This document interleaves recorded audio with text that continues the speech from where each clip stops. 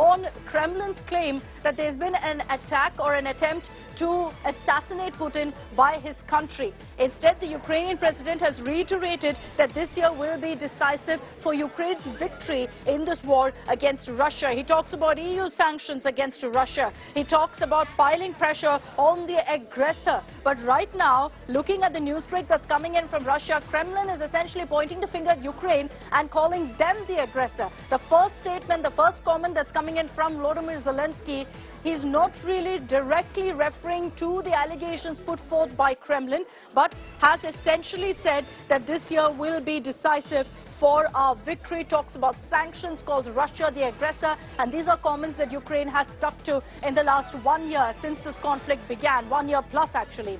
And now we will get you more details on that. Geeta Mohana, Foreign Affairs Editor, is also joining us on this broadcast. Geeta, can you throw more light on how Ukraine right now is reacting to the news coming in from Russia? Well, after the incident, there have been no reports or no official statement coming in from Kyiv, from President Zelensky. The statement that you were referring to, Akshita, is because Zelensky is on a tour to Finland, and the negotiations that took place over there is what he was talking about. But during the press conference, he made a very significant statement. He said he spoke about how Ukrainian troops could go on the offensive, and I quote him over here when he said at a press conference in Finland, why I'm sure that we will have planes, because soon we will have offensive operations, after which I'm sure they will give us planes. I would like to be the other I would like it to be the other way around, but it is as it is. Basically saying that they still continue to require planes, but irrespective of whether the planes are going to come or not, the Ukrainian forces are going to go on the offensive. So that's a critical statement that was made in Finland. Having said that, there still is no official word from Ukraine on whether if there is any Ukrainian involvement. We do know that Russian authorities have started looking into the origins, where it might have come from. It needn't have been from outside Russian territory, given that there could be elements within Russian territory itself. A senior advisor of President Putin, his daughter, was assassinated well within Russian territory.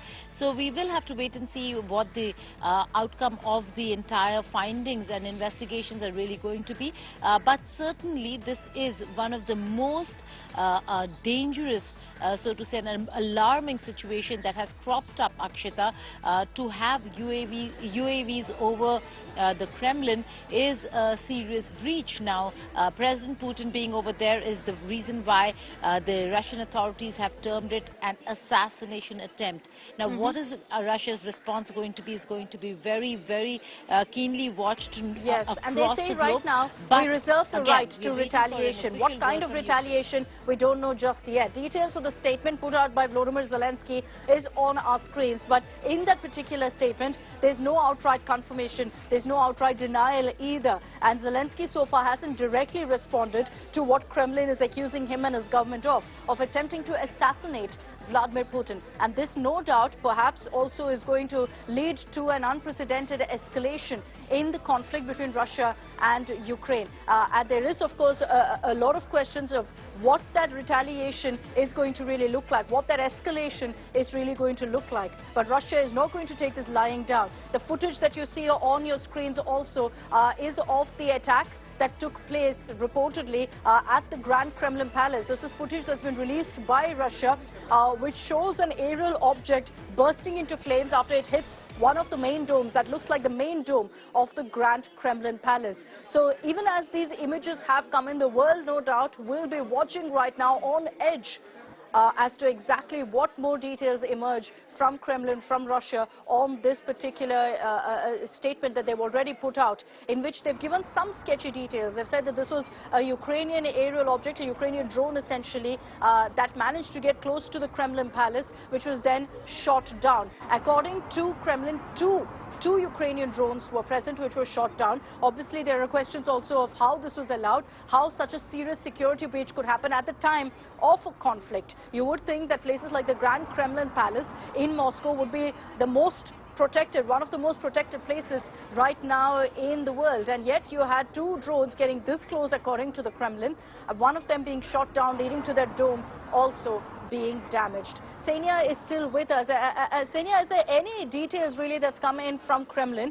Because there are questions right now about how these drones managed to get so close to the Grand Kremlin Palace. Sure, they've said that these are 2 Ukrainian drones. They've identified them as Ukrainian drones. But there are questions also about the security breach and how that could happen.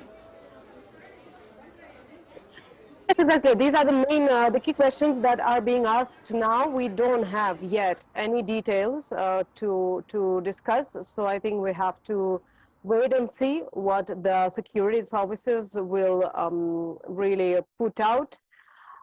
We don't know whether these are Ukraine-made drones or these are, NATO-supplied drones. We cannot make it out from the statement. So I would wait and watch what more details we get.